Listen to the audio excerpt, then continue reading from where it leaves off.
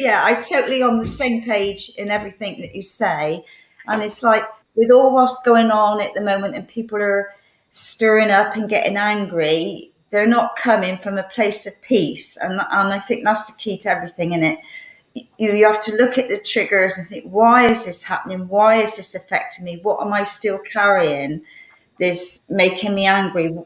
I need to dig deeper to clear that. It's like you say, it's taking off layer after layer after layer.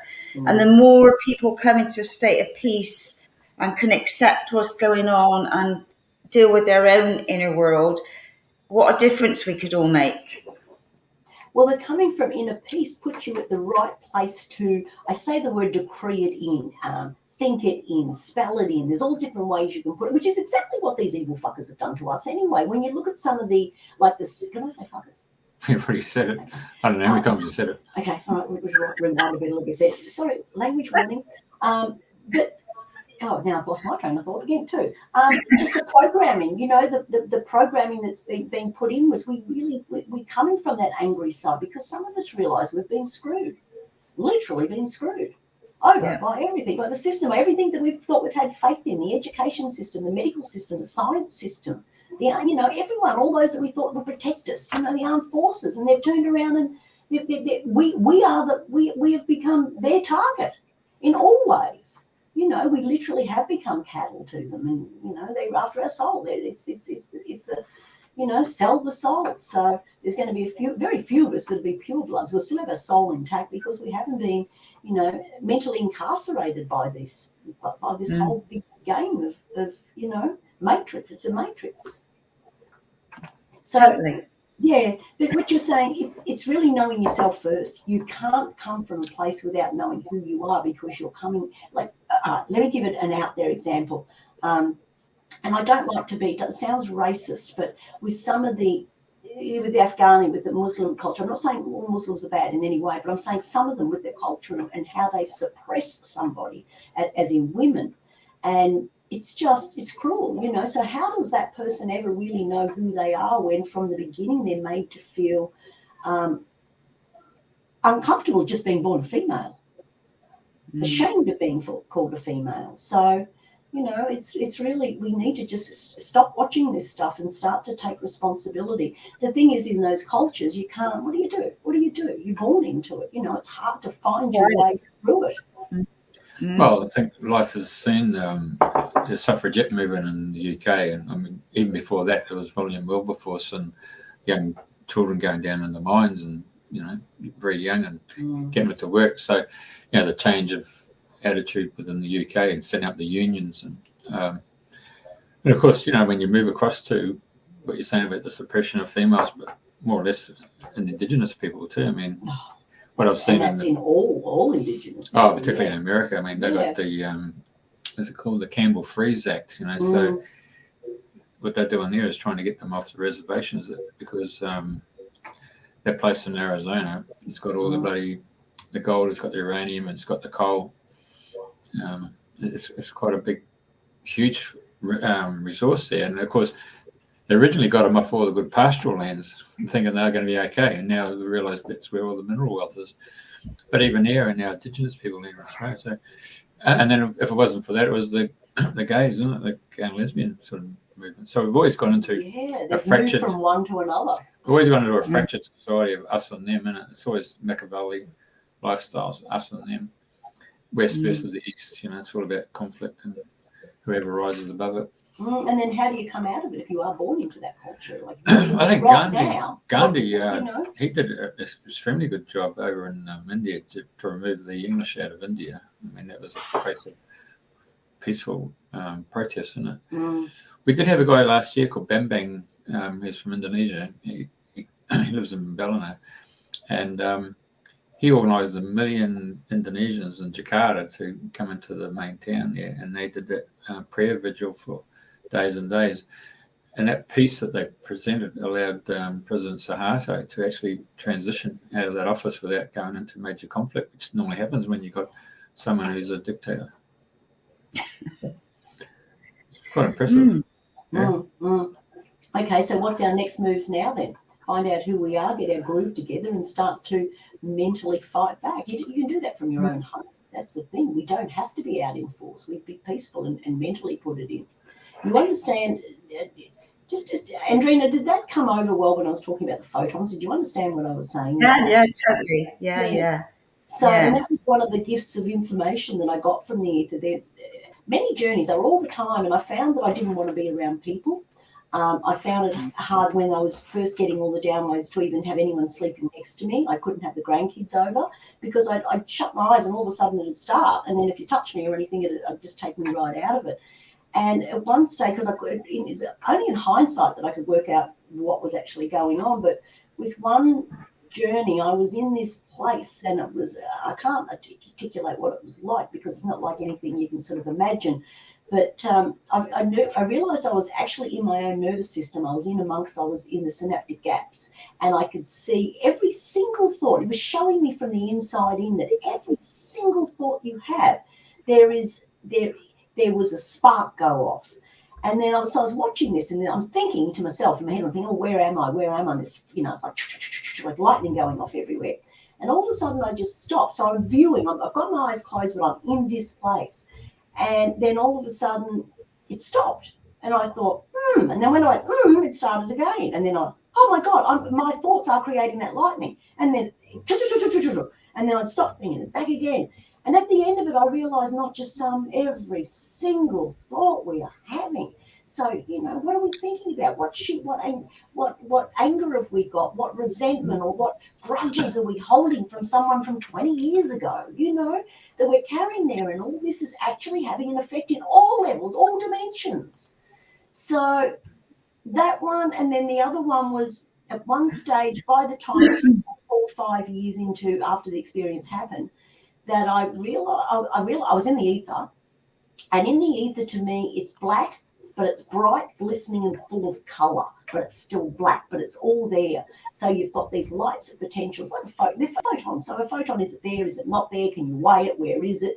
It's just there and it's not there. So it's just about there, and then it's there, and then it's gone again. So I was in this place, and I knew by then that every thought had a reaction in the ether. So I thought something in. I just thought tree. I'll just make it tree. And I'm looking around, and all of a sudden I look back to the front where I'd been looking before, and oh my God, here was a tree. When I say a tree, it wasn't a fully formed tree. It was an outline of a tree in the ether. So if you imagine a jellyfish that's see-through, and there's all these little fairy floss sort of stuff, little sparkly stuff. What do they call it? Is it fairy floss? Not fairy floss. What is that? Confetti. So imagine confetti floating around. But I'm going to draw a line, and the confetti that's in that line of the tree is different to the confetti that is outside of the line of the tree. So this is what I call this field. So, but what I noticed, I'm making the story too difficult, but it's really hard to articulate when it's quite a complicated. No, I'm with you. What had happened. So I think tree. In a second, I see tree. But what made the tree was that the particles outside and the particle inside were different, which I've just said, but I'm going to explain it another way. What happened is those particles that were inside that tree field, and it just sounds crazy, but all of a sudden it's like they became conscious. They started to look at themselves, look at others around them, grab this one, grab that one.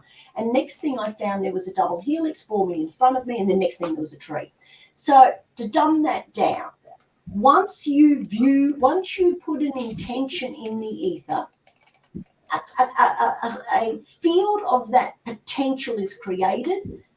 The particles that get caught up in that field, because now you've had a photon from your thought hit the photon of potential, so now you've got an implosion, and the biggest thing that happens is those particles not only become conscious, so now you've got literally, I call them unconscious, it's not quite like that, but it is too. So the particles of potential are unconscious, they're there, they're potential. As soon as you think in, those particular particles become conscious. And what happened is they became self-organizing.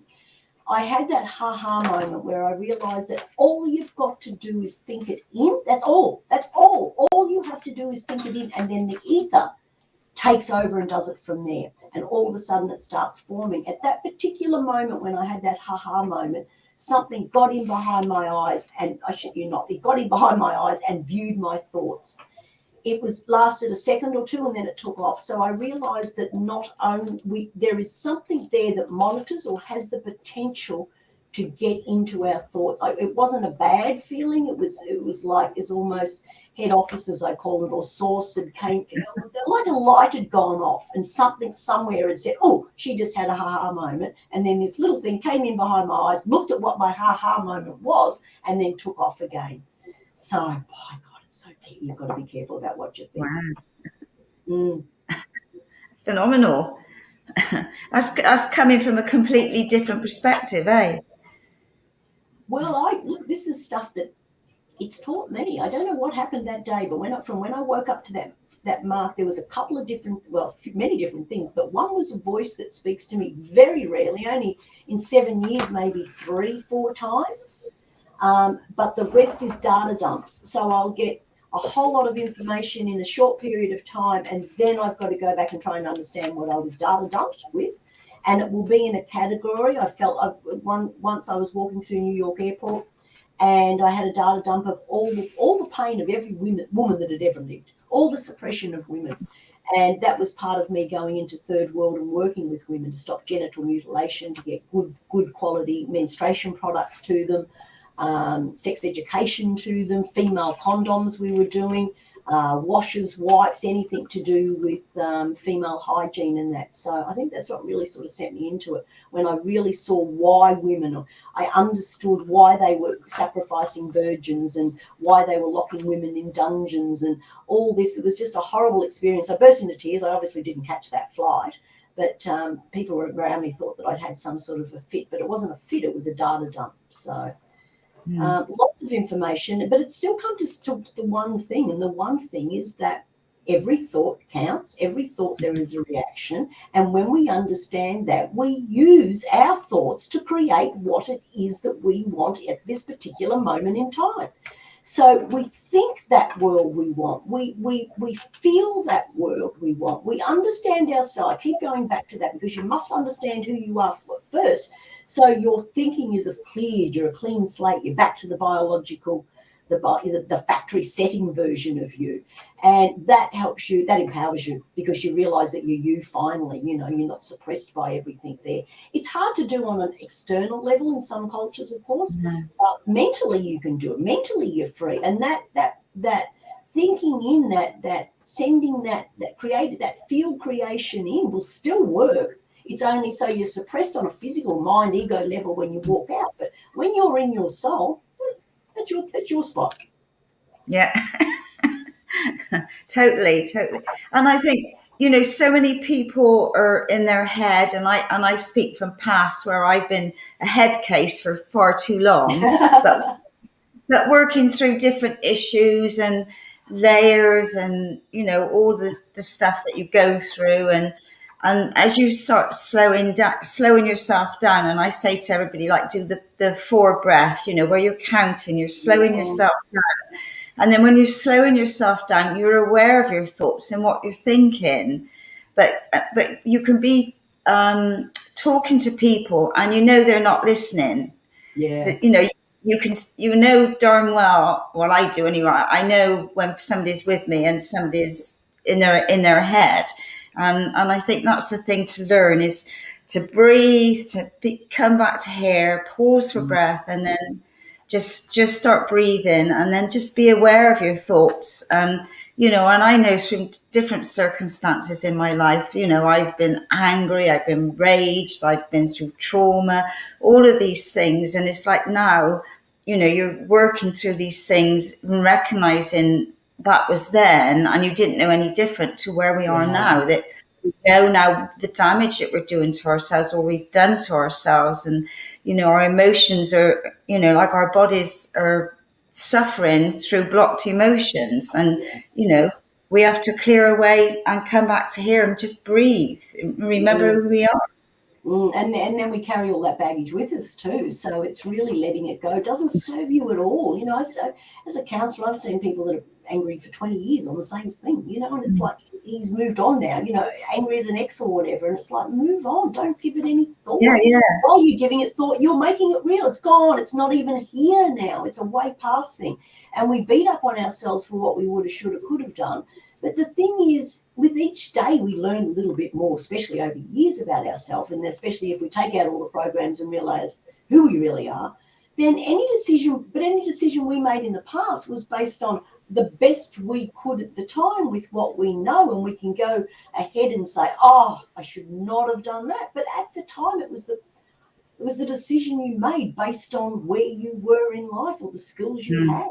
So let it go. It's like, you know, I say to people, it's like a suitcase. You go to bed free, wake up, new day, and here's the suitcase of all the bullshit from the past that you open up, and now you have a cup of coffee and you relive it. You go, oh, yeah, there was that ass and this one and that one and that one. Let it go.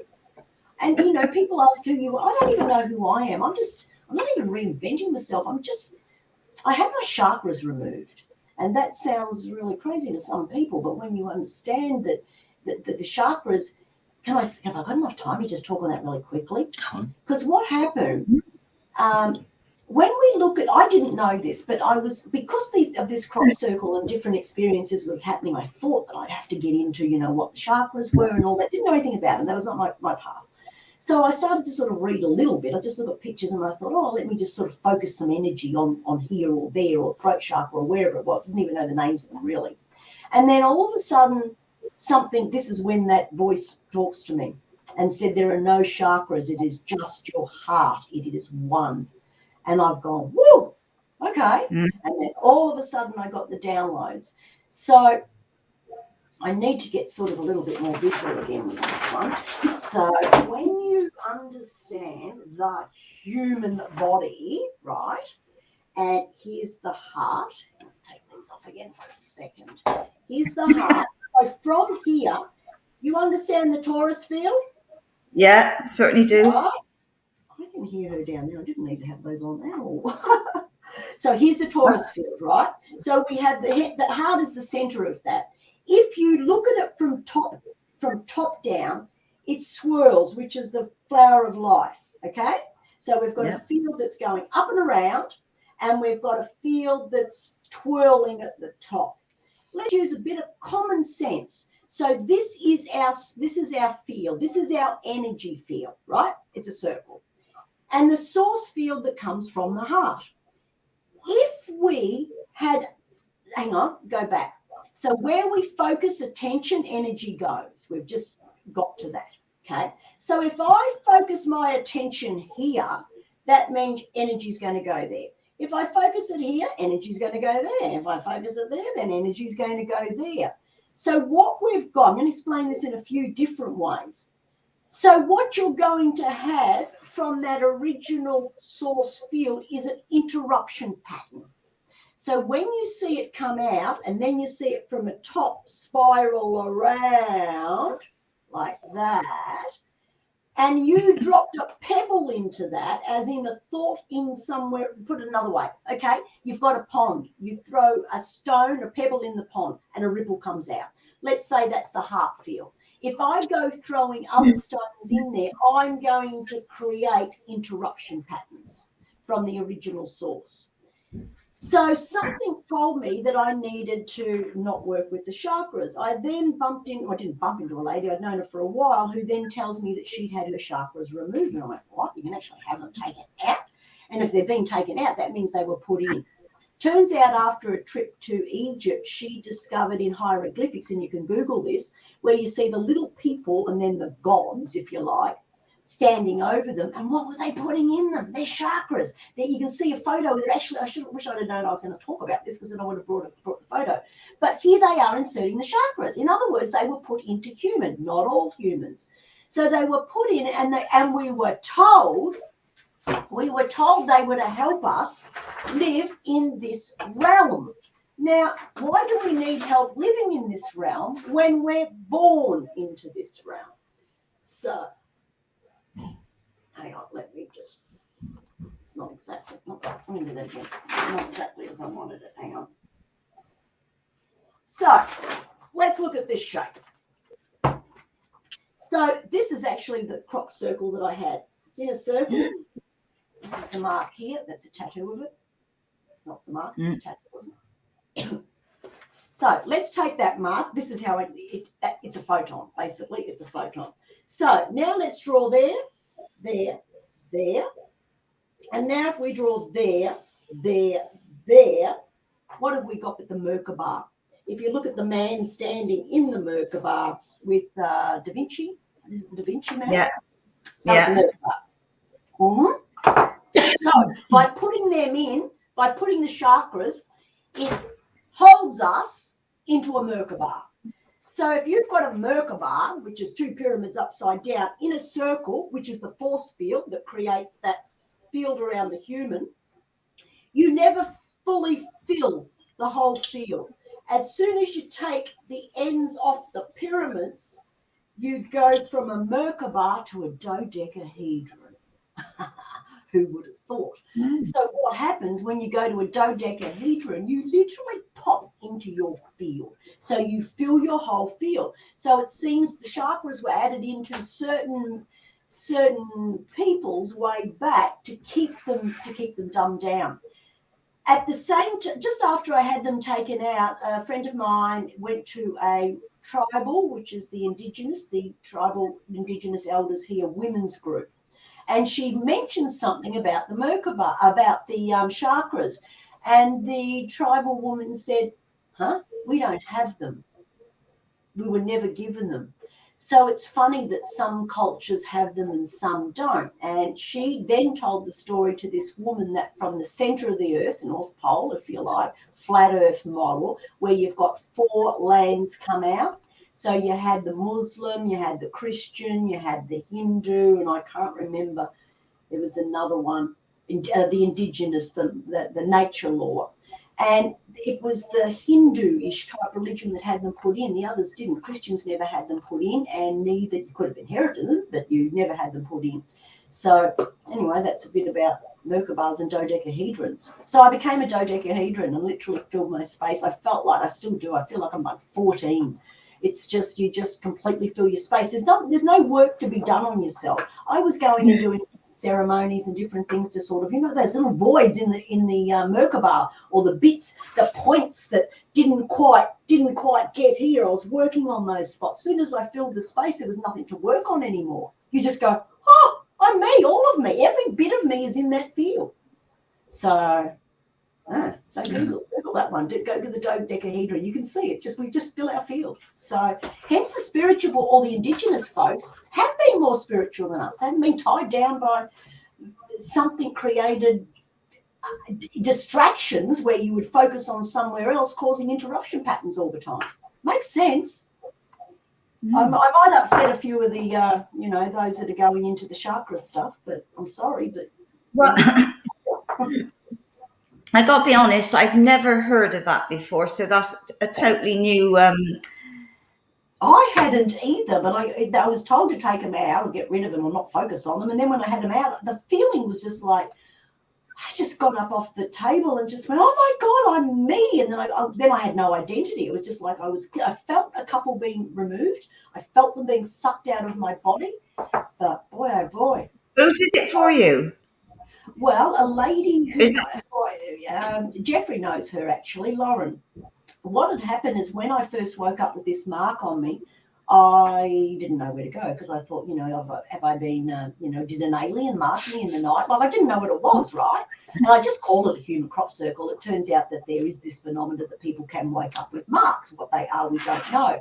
But with me, some sort of portal had opened up, and I didn't know whether I was possessed by something, and someone else said, oh, you've got to walk in. And I thought, no, I feel like I'm still me, but something's communicating with me. So I contacted, because she had a night watch with ET stuff that she was doing, and I found her on a Facebook group. And I contacted her, and she said, look, I'm going to be speaking in your area. It was like a few days away.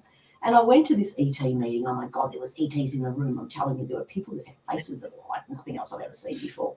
So it was a real, and she said, only you noticed. I'm looking around, I thought, no, they're not human. It was only a few, like out of 30 people, there's probably 3 that I could pick that weren't human. And I thought, of course they're going to come to the meetings. I want to know what we're talking about them, okay? So anyway, I didn't get a chance to speak to Lauren before it all started. And at the end of it, she spoke and talked about her experience, and she had woken up with triangles on her. So after she woke up with the triangles, she had experiences from ET, whereas I woke up with not triangles, with a crop circle, and my experience was to do with consciousness, nothing to do with ETs. I've never seen an ET, thank God for that, because I get frightened about that sort of stuff. So Lauren and I sort of made friends over that. In fact, when I finally got to talk to her, she said the ETs had told her that I was coming. They said she'll be walking in the room and you'll know her. She'll stand out, which I did compared to the ETs in the room, that's for sure. I was one of the human ones. They're just the weirdest of faces, like, completely flat faces and crossed eyes. And I'm like, oh my God, they're definitely not human people. I think you need to go to Parliament House, don't you? So it was her that, through the ETs, had told her that she needed to have them taken out. So her and the ETs took hers out, and then she took mine out. So we're probably the only 2 people in history that have had them removed. I reckon. So I believe she's sharper removing it now, though. There's so many people that have said, oh, my God, that makes sense. So she can actually do, I mean, it was a big ceremony. It wasn't like just her and I, but she had the crystal ball, not the crystal ball, the bowls singing, and it was just gorgeous. I'm laying there in bliss state, and I all of a sudden, poof, felt one go. It was like someone had put a plunger in my vagina and gone, and pulled it out. And, oh, that one's gone. When we got to the stomach, I felt nauseated. I actually felt like I wanted to vomit. She left the heart, of course, and when her hands, my eyes were closed, but I could still feel what she was doing, and that was just white crystalline light. When she got to the top, which you'd call the crown chakra, so what I was seeing was there was black with a purple about this big in the middle of the black, that violet purple. Then all of a sudden, like a torus field, it flipped in and became the opposite. So now it was purple with black. And then it flipped in again and everything was purple. Everything was violet. That's when that one went, and it was just like, boom. That's when I felt myself pop. I literally felt like I went poof and popped straight out into this circle. I just filled everything. As soon as it came out, and she said, yeah, there was darkness in the violet. So once it did, the violet filled everything. So I'm not saying we haven't got colours in there, but we certainly, if I'm focused, if everything comes from the heart, if the soul, we have more neurons from the heart to the brain and the brain to the heart. So the heart is the center of everything. So if we're focusing anywhere else or asking anything else, we are distracted. We are not in the heart. So we have to be in the heart with everything. So you come into that place as soon as we start thinking. Where's my bits of paper? Lost it here. As soon as we go out of here and in here, we're not in the space that we can do anything. Really, with our potential, as in what the human potential is able to do, which is create. We are co-creators. When they say we create, we are co-creators. We create. We definitely create, and that's what they're trying to do. The evil efforts. Can you bring that whiteboard up again and go to that? So the other page there says soul. There you go. Okay. It's very scribbly, but you get an idea. So the human potential, though, this is where we need to know who we are. Know thyself, as they say. Yeah, definitely. So, amazing. People pull you and talk you backwards. And remember, one of those pullers is your own ego. I'm not good enough. Oh, my mother always said I would have been better doing something else. Don't do that. You're you. You're your own biological computer. You have your own soul. Your parent births you, but they have no control over your soul. That's right. Your soul. And it doesn't matter what you're called in, what religion, what culture. They've either already got your soul. And you look at people like Gates and all that. And Zuckerberg, his eye, he had animation in his eyes once, and now they're just black. They've sold their soul. You can see it when they've sold their soul. A lot of these Hollywood stars, they've sold their soul. So they're after ours. Know yours and keep it very close, and don't focus anywhere else. Just go straight here. Yeah, exactly. And write out what you. Oh, one other thing. I know we're running out of time very quickly, but when you have a thought, say you want to put something into the ether, understand there's 12 circles, so everything all comes out, spirals out. So if you have one thought, say the thought is, say this is an intention, you want to lose weight. One thing, that's quite simple. However, that's going to affect all these other areas. It'll affect your finances because now you're shopping differently. It'll affect your friendships because your fat friends don't want to hang with you because you're skinny now and they're going to feel jealous. Your husband's going to think you're having an affair because you've got thin. Your clothes, that's going to be the difference. The girls at work that you used to go and have the coffee and the cake with, all of this. So one thing you think, look at the consequences of your actions. Remember karma. I'm a big believer of karma. It comes back to get you. So be a person of your word. Understand karma will get you. You can't mess with that. So Yep. that's like sometimes before I knew this, I'd have really shitty days and I think, shit, what did I think 4 or 5 weeks ago that's caused this? And you always track it back. Yeah. And Is that why all the toilet paper left out of shops last year? I did take all the toilet paper, actually. I wasn't really clear about it. Girls need toilet paper a bit more than boys. Actually, I've gone over to a washable cloth now, so I didn't use all the toilet paper anyway. I just thought, let's think differently about this. Yeah. Oh, there are all these different things out there, eh? But no, that's really interesting about the chakras. And I know a couple of people had put messages. I saw it flash up. So that's totally opened up a whole new concept of things. So I should be looking into that because, like I said, I've never out, deprogrammed. Yeah. So settings, and then rebuild the you that you should have been. Then take on the evil bastards. Oh, I love it. Right. I don't think anybody's got any questions. I haven't seen anything, anybody asking anything. So, so if anybody wants to ask any more to do with the chakras or not. It's like, what? Yeah, probably because chakra healing. Oh, flip, there's colors, there's notes, there are vibrations, all sorts of things to each chakra. So now it's like, oh, we've wiped the slate clean now. Yeah, but so remember these evil bastards have started and deprogrammed. If you really want to go back now, this should get the palms going. Go back to the Tartarian stuff and all that information. So you can see that they've reset our history or reset and lied to us and brought programs in right from 150, 200 years ago. And then they'll do it again. So when the oldies die off in the next generation, they never know what we knew. So if we were taught about chakras, we're just going to believe that they were there. We just take it for granted. But when have they ever told us the truth on anything? Well, exactly. Anything. So, so we look at chakras as a spiritual type thing, but then look at religion. That's all bullshit. The Pope is one of the biggest pedophiles. I shouldn't say that there. All right, well, there's people like that. It's true. It's like Queen, all of them. These are upset the rules here now with the English.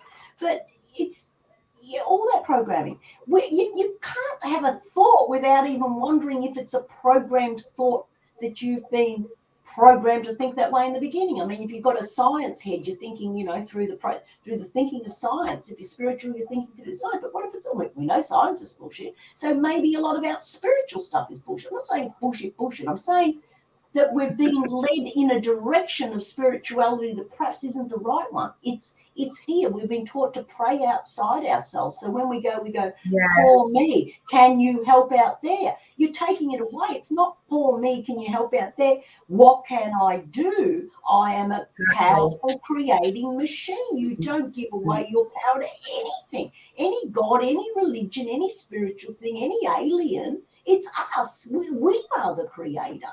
So as soon as you, and if our heart field is everything and you're praying outside as in you're, asking God, you've completely missed the point. It's you that is the one you want to be, dealing with. That's right. You're asking you want to forgive you, Yeah. It's asking yourself, like, how can I do this now? What do I need to do to make a difference? Or, you're asking yourself, what do I need to do? Where do I need to be? How can I make a difference? And all of these things. Not what can God do or what can the government do? Don't ask that one. What can the education system do? All that? No. We don't trust these bastards. Come back. No. Keep saying know yourself. when you know yourself, you know your power. And what of the human potential? What are all these movies they put out with superhumanness? They're trying to put it in our face. We know that we've got people that are classes a little bit different, but they're quite gifted. Look at the savants. I watched a documentary on some savant twins a while back. They had their brain worked faster than a computer. There's mathemat people that there was a movie. What was the movie? The Accountant. And he's drawn all over the place. And that's Ben Affleck. Ben Affleck, yeah. And there's kids like that all the time. I think that we've misunderstood a lot of them. I mean, a lot of them have been dumbed down through, again, vaccinations and all that sort of thing. Food, eating preservatives, chemicals, flavour enhancers, mould inhibitors. I mean, a lot of these kids with these problems will eat just rubbish too, So I found, as a nutritionist, I was working many years ago now, with a neurologist at a hospital, and I worked for 7 years with her, and I found when we changed the diet of kids with behaviour problems, we changed the personality and went better. I mean, look, I've got grandkids. I've got 4 kids, so I do understand why some animals eat their young. But with grandkids and all that, so 4 born, more coming, and you look at one of the little boys. Oh, he's a little rotten little shit. His mother's not watching, but he's lovely. I love him. I couldn't eat all of him, but he's, 4-year-old won't take no for an answer. But as soon as he has anything sugar, if there's even anything he smells that he's into it, oh my God, the personality change in that child is horrible. It's horrible. Yeah. He just meltdowns, and I just want to punch his little lights out. But, red cordial, eh? Well, we don't give it to him, but if, like I took them to a play centre. And what did they do? As I'm leaving, the woman at the desk wants to give them free lollipops. I've got a 2-year-old and a 4-year-old, right, that don't eat sugar. And all of a sudden, this lady leans over the counter to hand out the lollipop as little Hunter walks past to grab it. You want to see me in slow motion? I'm like, no! I jump over the pusher, over the 2-year-old, and swat that out of her hand. I said, what are you doing? She goes, I said, it's a 4-year-old. You're going to let him suck on that. He's going to be a little shit the rest of the day. She goes, I'm so sorry. I didn't even think of it that way. I said, stop giving the kids lollies when they come here. Yeah. So, but like Mum, one lollipop wouldn't have hurt. And I said, it was on my watch, and I have to watch them, So no. No. I'll give him a can of Coke before I send him to his mother next time. Oh, yeah. So, we'll see how that goes when they don't sleep. Cool. So, yeah. I'm not that sort of grandma. I don't give them lollies. I give them nuts. I go, look, here's a bag of macadamia nuts and some almonds and cashews and some cherries thrown in. Like, they give them food hampers of good quality stuff, because their mother is like, well, the different mothers, different kids, be like, oh, I'm not buying cherries, they're too expensive. When I say have as much cherries as you like, so I buy them cherries, and my daughter's like, oh, they've got diarrhea now. I'm like, well, Yeah. Yes. It's important. You are what you eat, and you need to look at the labels. Everything's sprayed, and God knows what. You need to wash your stuff and look at your labels anymore, Andrena. You look at the other stuff. Like, I know back when I was younger, there were Weet-Bix still around, and if you didn't close that packet up, they would go stale. I have seen Weet-Bix that are 4 years old that still are crunchy, and chips. How do they still be crunchy? What's on those? And when I was a kid, if you had a picnic, there'd be ants everywhere. Ants walk around the picnics now. Yeah. Definitely. I'm not eating that shit. You've seen it. Even the lollipops, especially some of the Asian stuff, like that food is just plastic, right? And you'll see it there. The ants are walking right around it. They won't even get it off the concrete. Yeah. Whereas a bug or something that was living once would come, they'd eat it. I've even seen, everything. Doesn't matter what it is, they leave it. So, and then we've got aspartame in there, which is a nervous system toxin.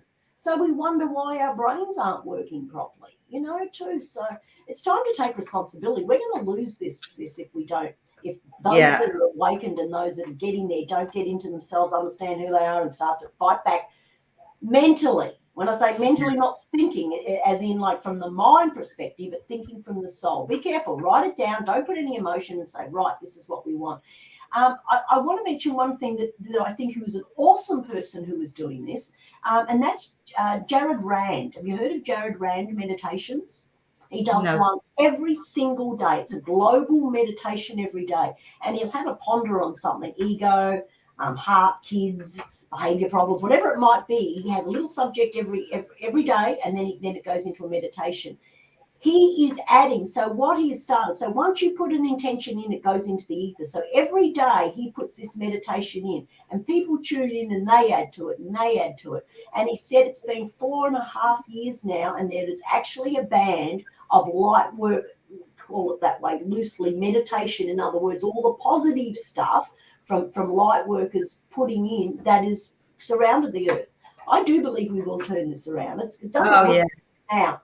It doesn't, but I enough's enough. And there is enough power when we get our minds together and start to, you don't have to rally where you get locked up or, get any issues. You don't have to do that. You can sit and intend that change in. Go through it all, the education system, the armed forces, how you would like to see them. Obviously, the armed forces doing their job and protecting us, not trying to incarcerate us.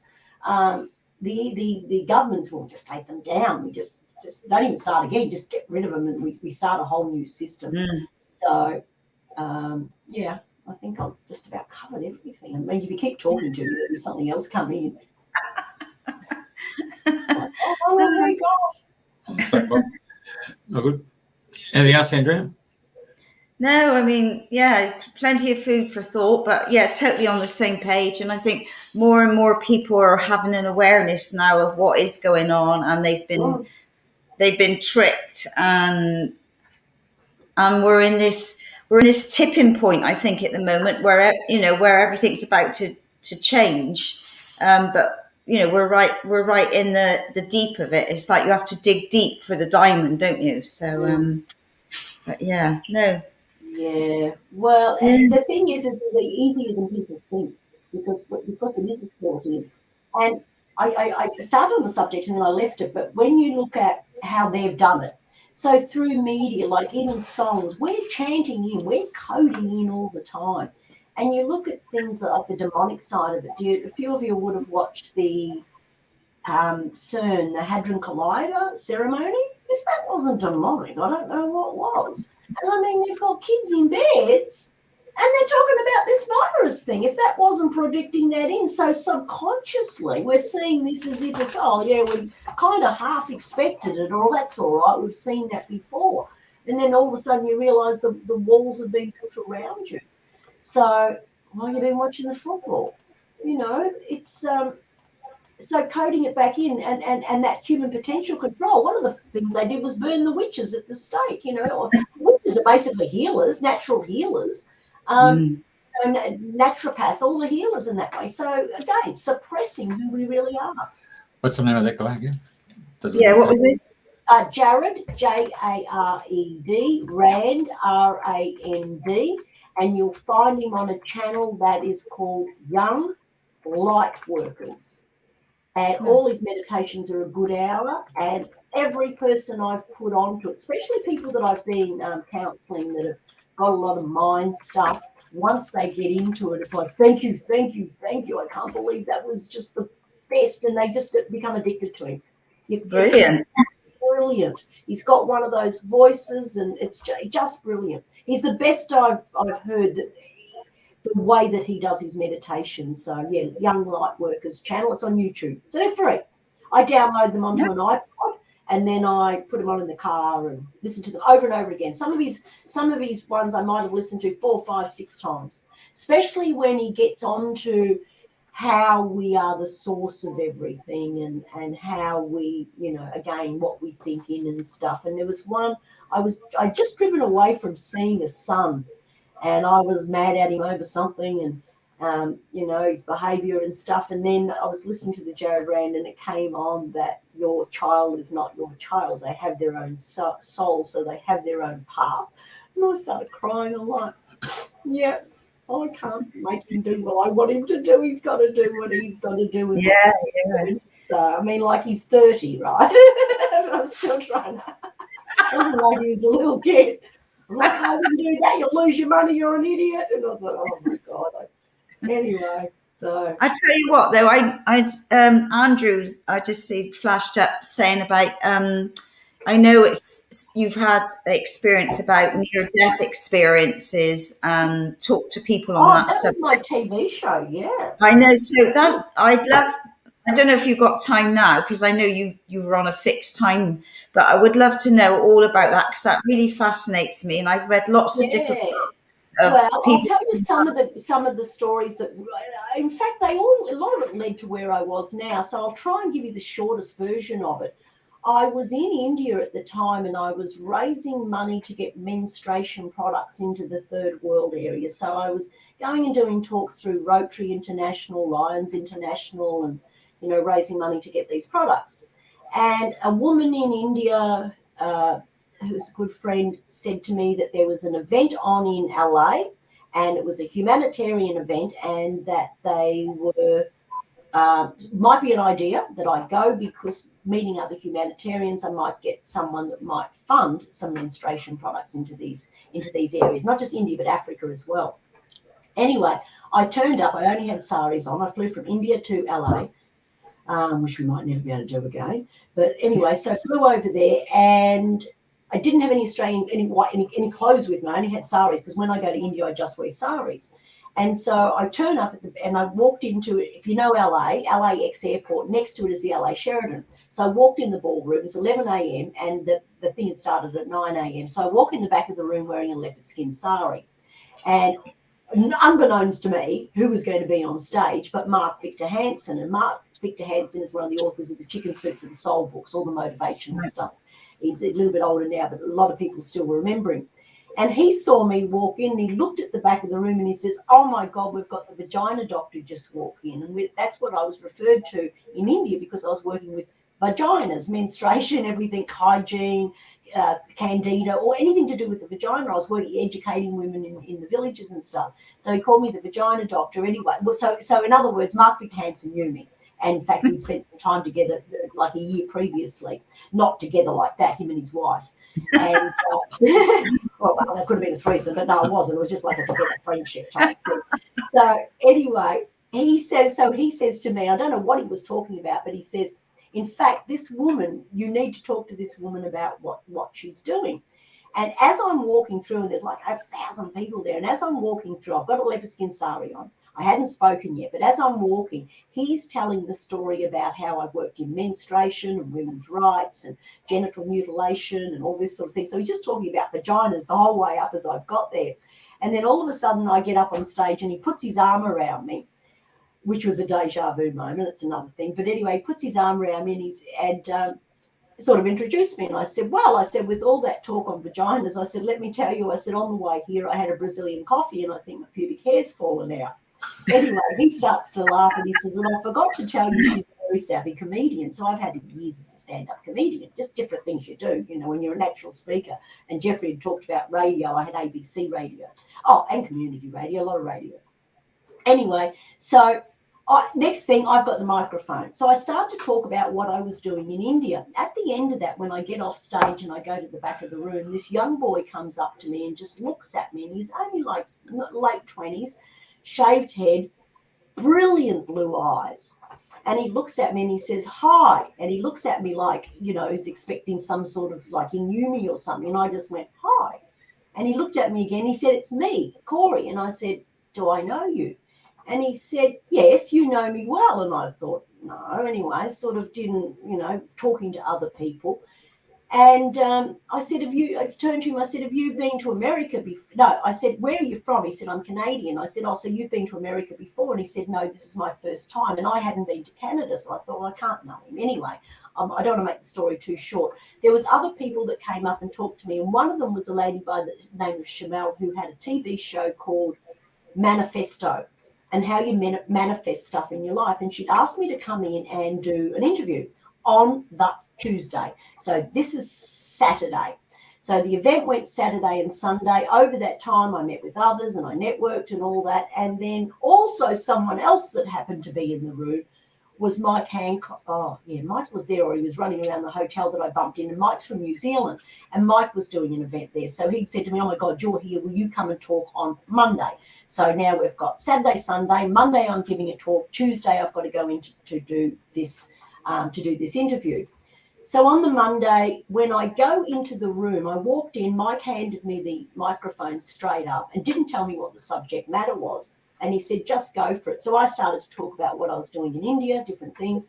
And while I'm talking, I'm looking around the room and I noticed that here's this guy, Corey, that had said he knew me from the event 2 days ago. So I'm thinking, oh, he's seen me somewhere, you know, blah, blah, blah. Anyway, at that stage, Mike pulled out a magazine, which was an entrepreneur magazine, Excel magazine. And in that particular edition, no one knew I was going to be in America. I didn't know I was going to be in America. But in that particular edition, they had nominated me as Entrepreneur of the Year because of what I'd done with menstruation stuff into third world. I had never seen the article. I'd done the interview probably 9 months earlier. Here it was. So I've walked into this room. Firstly, I've given the microphone. There's a magazine there. No one knew my photo was in it. He just ordered a magazine, and then all of a sudden people start to open the magazine, and they're going, oh, this is you in here. Anyway, the magazine had pretty much my life story in it. It told you that where they lived, and I had 4 children. It told you all this. So this young boy's got this magazine, and I'm thinking, so what went in my mind is, oh, he's had the magazine. He's read the story. It's got photos of me. That's where he knows me from. And anyway, keep going. In the end, I have to leave. So I said to Mike, I've got to run off. I said to someone in the room, would someone like the microphone, talk amongst yourself while I'm saying goodbye to Mike. I asked Mike at that time what the subject matter was I was supposed to talk about, because he just got me. He said I was talking about entrepreneurs and extreme extrovert personalities, star personalities, they call them. And he said, I said to the people in the room, he said, any moment a star personality is going to walk in this room, I won't tell her anything about what we're talking about. I'll give her a microphone and you watch. She will own this room totally in no time, which I did because I'm a natural speaker. So that was that. I then passed the microphone to someone else and said, here, look, just, talk about something while I say goodbye. And he actually said, it's not me you want to hear from, it's the boy sitting next to me. Now, this was this guy with the shaved head and the blue eyes, Corey. So he passed him the microphone. Corey started to speak, and I'm sort of at the door ready to leave. And Corey had said that when he was 5, he was in a car accident. When he was 10. When he was 10, he was in a car accident. It was such a bad car accident that they put him in an induced coma for around 5 years. So from 10 to 15, he was in a coma while his brain was recovering. When he came out of it, he knew everything that had happened. He knew what his mother had done. He knew the phone calls that she'd had. Everything that was happening on the outside, he's in a coma, inside. Everything that was happening, he knew. And he said he was actually out here, even though his body was there. His soul, his other side, was living there. So I hear this story, and he was saying that, there was people on the other side. He'd met with his grandfather and spent some time with him. And I was just fascinated. So I went back to him and said, can I have your phone number? I'd love to talk to you while I'm here in America. So I got his number. And I said to him at that time, I said, well, that explains where we know each other from, the magazine. You've got the magazine. You're part of this organisation. He said, no. He said, that's the first time I've ever seen the magazine and seen the article. So, again, there was that puzzle where I knew him from. So, anyway, I left, walk into the studio, and I'm wearing a sari. It's all I had. And I said to Shamel, this is the only clothes I've got. And she said, look, it's all right because we're interviewing you on what you're doing in India. So anyway, she stands next to the screen with a whiteboard in her hand, and she said, look, I'll ask you, you just speak, introduce yourself, tell us what you're doing, and then I will ask you questions. So off she goes. So off I go. I look at the camera and I started to tell everyone what I was doing in India, blah, blah, blah. The footage is still around somewhere. And she wasn't saying anything. She was just standing there, and I'm thinking, oh, my God, she's not saying anything, so I better keep talking. But keep in mind, I'd never done TV till that date. I'd only done radio. And when you do radio, you can't stop talking or you've got dead air.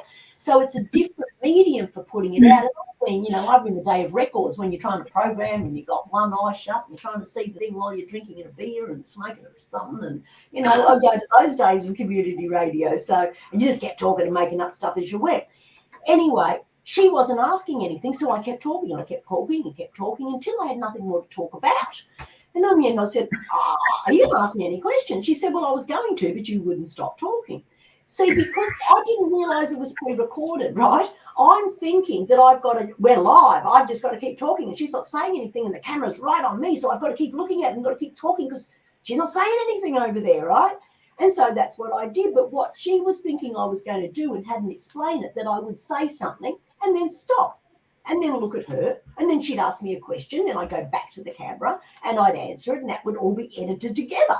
But because I didn't know that anyway, so it turned out to be a good thing that I did it that way, because people sitting around were quite gobsmacked at how I handled it wasn't an interview, it was just me a domination of the whole thing. I was just there and told you everything, you know, there was no interview. So at the time there was a writer's strike on in America and there was no new material. So they couldn't find people to do shows. I had gone into a studio. There happened to be a whole lot of people watching, called me back after I'd done that. You've got a great ability with the, you know, the way you can articulate. And I told them I had a background in stand-up comedy, you know, all these different things. Anyway, they said, we want to give you your own show. We'd like you to come back tomorrow, bring some people with you. It's a test run. And I said, again, I haven't got any clothes. I've only got, you know, the sari. And they said, it doesn't matter about that. We're going to screen test you. Bring 6 people with you. We're going to screen test you and see how you come up to do the interview. So I leave there and I thought, oh, shit, yeah, okay, where do we go from now? So I ring this guy. So Corey, the guy that sees dead people. So anyway, I called him and his flatmate was there and he said, come over. He's out having a walk along the beach, but come over and he'd be surprised to see you. I also called Don Tolman. I don't know whether many of you guys over there, like Australia, most of us know Don Tolman. And he was a friend of mine and all that sort of thing. I said, come on, I want to do some interviews with you. And he's like, great, yeah, I'll be there. So I pick him up the next morning at the airport, but come back to that day. So I drive to Corey's place. I get there. He's not there. His mate's there. His mate says, come in, sit down, and he'll be home soon. So I go in, sit down, and I'm sitting there, and all of a sudden Corey walks in, and of course he's surprised to see me. And he's like, oh, are you Samantha? What are you doing here? I said, oh, I've got to tell you. I said, look, I know you haven't got long. I said, but I went in to do this interview, and they want me to screen test tomorrow, and I'd love to do an interview with you. And he just looked at me and smiled, the biggest smile with his blue eyes. I don't know what. He said, Samantha, he said, that's where I know you from. So where? He said, it's already happened. He said, I do 6 interviews with you. He said, you have a live studio audience. He says, you go global very fast. He said, you get signed to a global contract. Well, I did 52 countries through Slovenia, but the head office is in London. Did the show through Edge Media as well in London, which is out of Milton Keynes. So I had, anyway, I'm going into too much detail. So I ended up with the show. So when I say I ended up with the show, they want me to come in. So Corey tells me it's already happened, tells me all about it. He tells me that they say I look like a young Elizabeth Taylor on the show, which they dressed me just like. I had shoulders and lipstick and hair and all that sort of thing. So I did look like a young Elizabeth Taylor. And I was just gobsmacked. I looked at him and I said, have you got a beer? I was just gobsmacked. I mean, here was someone telling me that this had already happened. And I get out in the car, ring my oldest daughter, started crying, and I said, forget the to-do list. I said, it seems that if your life's already happened, what do we do? Because this was not on my to-do list. It was not something that I ever put on my to-do. In fact, that whole thing, it was just not of interest to me. So, hang on a minute. We're all having a drink. Everyone's drinking. I'm the one that's got dry from talking. So, pardon me. So we get in the studio. I sit down. I picked up Don Tolman at the airport at this stage, 7 a.m, and I pass him a beer. Not that I'm a big drinker, but Jesus Christ, when you're told you've got, all this is happening, I needed it. Keep in mind it was a different time somewhere else, right? So I hand him a beer, and Don said, oh, I love you Australians. I said, look, I'm only having one. I said, I'm going in to do the show. I don't even know anything about it. I don't even know what's going to happen. But anyway, so I get in there, and First person I get on is Corey. So we sit there and he tells about how he had been in a coma, but he knew everything that was going on, how he'd met people, but how he had been taught. Comes back to this too, because I rang him and he was drawing pictures of this from his journey while he was in the coma. So we sit there and he tells me, because I had no script, and so I was just going with it. So he told me what had happened, and then I said, so there's dead people around? He said, yeah, they're around all the time. He said, they're there in another dimension. He said, there's dead people. I said, is there a God? And he said, He said, there is, but nothing like what we would think it is. And I said, is there aliens? He said, that's that's a really good question. He said, because what we think of as the gods is really the aliens. He said, God's a different thing altogether. And I said, so what you're saying is, and he said, and this God is everywhere. We were getting onto photons, right? And he said, so I said to him, so I reiterated. So I'm looking at him, cameras here. And I said, so what you're saying to me is there's not only dead people everywhere, gods everywhere, and there's aliens everywhere. And he said, yeah. So I looked at the camera and I said, well, that's going to stop me masturbating. And anyway, he just kept going with the interview because he already knew that I was a comedian, so I had a good sense of humour, so it didn't faze him. So I said, yeah, that's going to stop me masturbating and having sex with animals. And I said, oh, well, the masturbation was a lie. So that was my humour added. So he just keeps going. We just kept going like nothing had happened. Meanwhile, in the studio, it went into complete chaos. They're like, did she just say masturbation and sex with animals and all this sort of thing? So they hadn't quite got my humour. I mean, they were doing it as I was a comedian, a comedy, but they just didn't quite know if they could get away with that. So the whole crew's like, oh, my God, they're all looking at each other like, what did she just say? Can we do that? So anyway, we just kept going. We just kept talking like nothing had happened. At the end of it, they're doing this, call me into the back end, and the producer said, I don't know if you'll get away with that. And I said, well, I'm an Australian. And they said, well, that'll help. Because they said that was the best thing we ever heard, because we said, that's what we all think. If you're being watched, if there's something there all the time, like, when you're picking your nose and you eat it and stuff like that, or sniff your earwax or belly button wax or something like that, you don't want to know that something's there watching you, right? So having sex in weird positions, all sorts of things, So all of that was, anyway, they said, no, you've got the show. You've not only got the show, we're going to start recording. Next thing, they've got me out of the sari. They've got me in complete wardrobe, padded shoulders, the lipstick, the hair. I look like Elizabeth Taylor. Not only did they do that, but they wanted to see, because I was a comedian, they wanted to put a live studio audience. So next thing, they've brought people. I've got an audience. By the Monday, I'd been signed to 52-country contract. Wow. The whole thing just happened. And what was the show about? I don't know, because I never planned to have one, right? So I just got in the studio. And it turned out the main people were on near-death experiences that had just attracted themselves to it. So this Corey, he's still so gifted now. I mean, he hasn't lost that ability. But it was a New Zealand guy who, at 27, he was driving a Maserati. He had a company, accounting firm. He had all this stuff. He was doing great. And he had a near-death experience, died, came back, and that changed him from there. From that moment on, he went out of the accounting and started a spiritual radio program. There was another one who was a minister when I met him on the program, an African-American minister, and he'd had a car accident, and he said he was holding onto the wheel and something told him to let go of the wheel, and he didn't at first, and then it screamed at him, let go of the wheel, and as he did, the car flipped, which put him down, which saved his life, because if he'd been hanging on, he would have been crushed where the steering wheel was. And from that moment, he had downloads of understanding frequencies. So he started an AIDS orphanage in Africa where he was using frequency to raise the vibration of the AIDS-born kids, which meant they were living very healthy. And so he went into that direction. And I said to him, what did you used to do before the accident? And he's, imagine this big African-American guy with the shaved head and all the jewelry, even though he's dressed as a minister, he's got all his bling on. And he says, girlfriend, he says, I was a pimp in New York.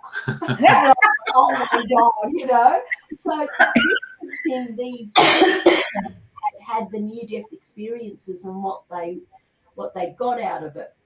And many others and many others.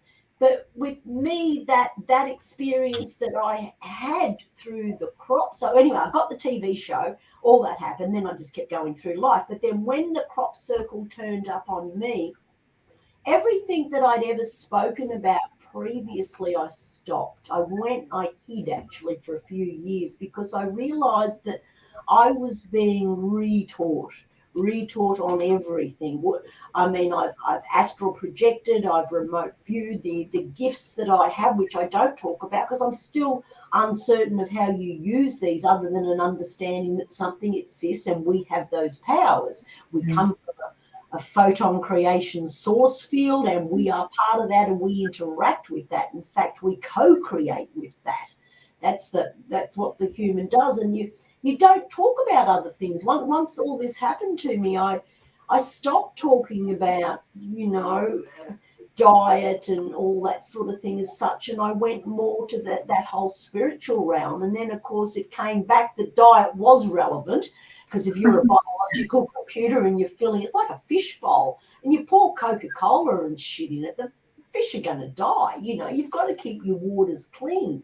And anything that you eat goes into the blood, and that goes through everything else. So it kind of all married together. And I went through a bit of an ego where I thought, I've been chosen, someone's picked me, all that sort of thing. And I went out of that and thought, well, that's stupid. It's not really that at all. It's that we all have this. We all can be awake, and we can all, it's just a gift. And it might have been a spaceship flying over my house at the day and shit on me that day, and I woke up. But, with these downloads, you don't know. We've all got it. I mean, even remote viewing. I didn't know I was remote viewing and the difference between remote viewing and astral projection until in hindsight. And then I started to research it. And when I was looking at remote viewing, I was there. I went into this other place.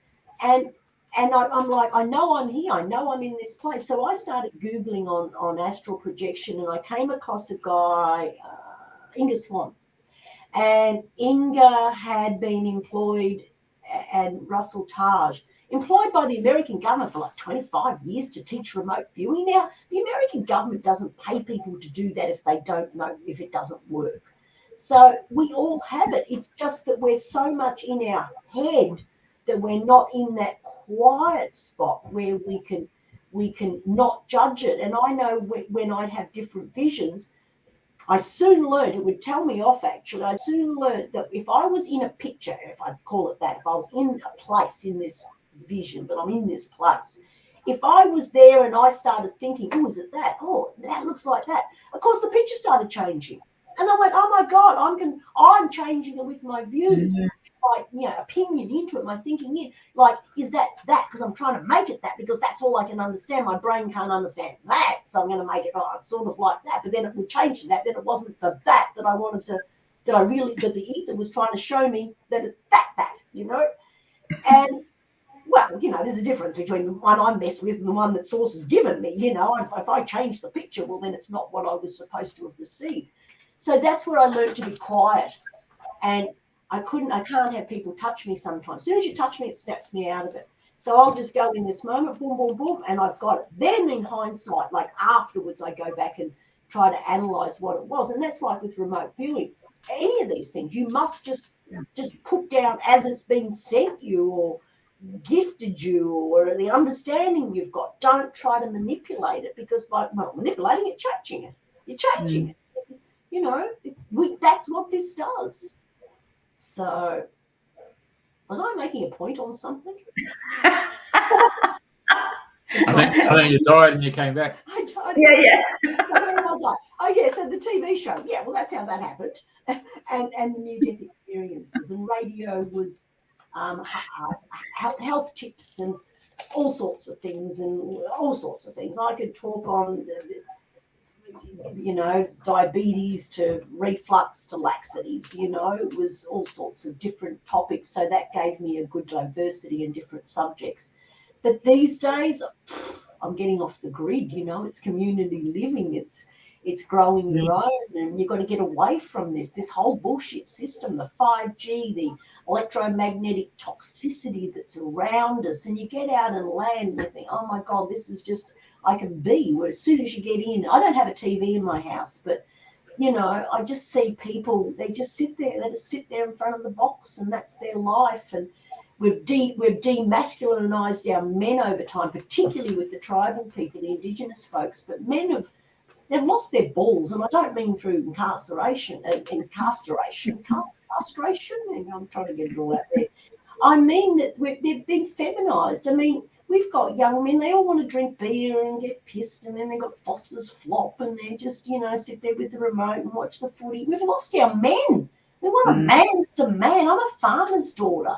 You know, we grew our own everything. We killed and ate our own everything. We ate everything from the tongue to the testicles, you know, but we were diverse. And I'm diverse. You know, you'd be putting a fence post in 1 minute, digging a channel the next, milking a cow. We're a dairy farm, so you milk cows twice a day. But horses, beef, shit, you're diverse. You're diverse. But people have their job. Once they've done their job, that's it. Stop, you know, drink beer. Or eat junk food, or, you know, some people make it's Coca-Cola. You know, you see some people that is, you know, head to McDonald's, drive through. At the end of the day, they're having a McHappy meal, which doesn't make you frigging very McHappy at all.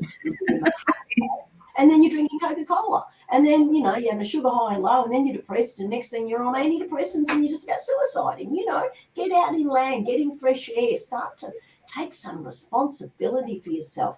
I know, like, I've gone through stages, I'll drink a bit, but I can't be bothered with it. I mean, why? I might have a beer, might have two, but Jesus, you won't see me pissed, you know. And too many people, I've got, you know, different friends over the years that could drink. One friend I know drank 17 beers in a day that I was with her.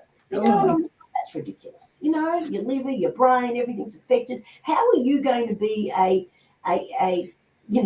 machine that is going to put into the ether and help turn this around? You know. So I've got a bit of an opinion on people that waste time and, you know, just let themselves go and pouring stuff in. They treat their bodies like mini skips.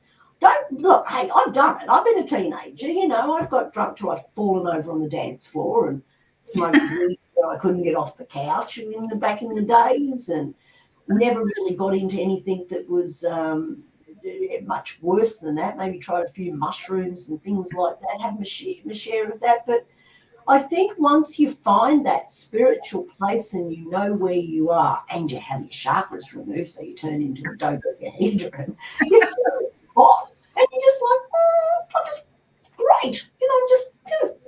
So what am I going to do now? I'm not going to open up the bag of bullshit. I'm not going to go into all that old stuff. That was all a past to me. I'm going to focus on a future that is beautiful for myself, my grandchildren, my children, future generations. You know, I want to rear ducks and sheep, and, you know, just a different way. I've had enough of the, you know, dreaming the new dream.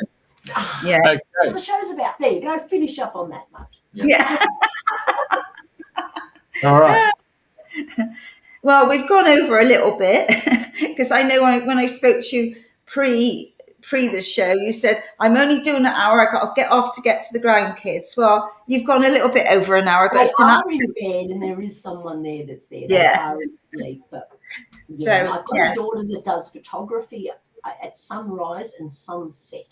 So I'll have them at bedtime, and then I often have them overnight because she gets up at 3 a.m. to do a sunrise thing. So All right. I don't like it very much, actually. I love them, but I don't like them. So I can't wait till they grow up. All right. Let's go. It's been fantastic. Love it. Yeah, thank you. Yeah, it's been a real delight.